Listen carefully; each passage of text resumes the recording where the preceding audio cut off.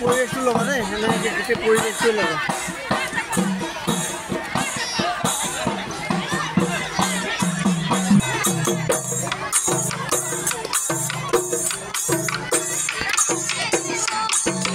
পৰম্পৰাগতভাৱে বাপুতিসাহোন ৰঙালী বিহুটি আমি উদযাপন কৰিবলৈ লৈছোঁ বিগত 1971 চনৰ পৰাই আমাৰ শ্ৰী শ্ৰী অনিৰুদ্ধদেৱ গুৰুজনাৰ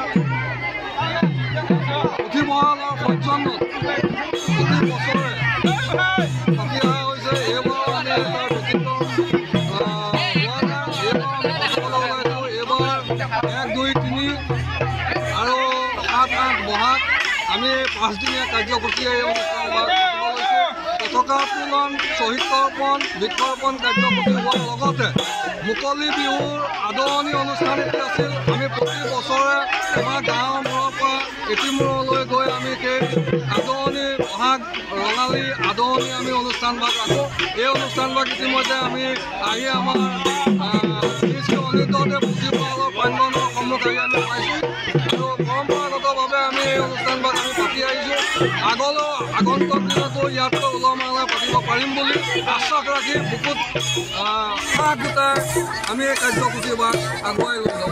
আমাৰ মানে এইটো গাঁৱৰ এটা গৌৰৱ যে আমি সকলোটোৱে বিশেষকৈ ৰঙালী বিহু উৎসৱটি পালন কৰিবৰ কাৰণে সকলোৱে উলহ মালহেৰে ওলাই আহোঁ, সকলোৱে সহযোগিতা পাওঁ আৰু সেইকাৰণে আমি খুব আনন্দৰে এই অনুষ্ঠানটো পাতিবলৈ আমি সক্ষম হওঁ।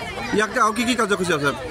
আমি 3 দিনীয়া কাৰ্যসূচী ৰাখিছোঁ। 3 দিনীয়া কাৰ্যসূচী খেল ধেমালিবিলাক আৰম্ভ হ'ব আৰু 7 বহাগৰ দিনাখন আমি সাংস্কৃতিক অনুষ্ঠানবিলাক আমি পাতিম বুলি হেৰি লৈছোঁ। কাৰ উদ্যোগত কৰা হৈছে? শ্ৰী শ্ৰী অনিৰুদ্ধদেৱৰ পুথিভঁৰালৰ উদ্যোগত আমি সকলো গাঁৱৰ ডেকা গাভৰু বুঢ়া মেথা সকলোকে সহযোগত আমি এই অনুষ্ঠানটো পাতিবলৈ সক্ষম হ'ম।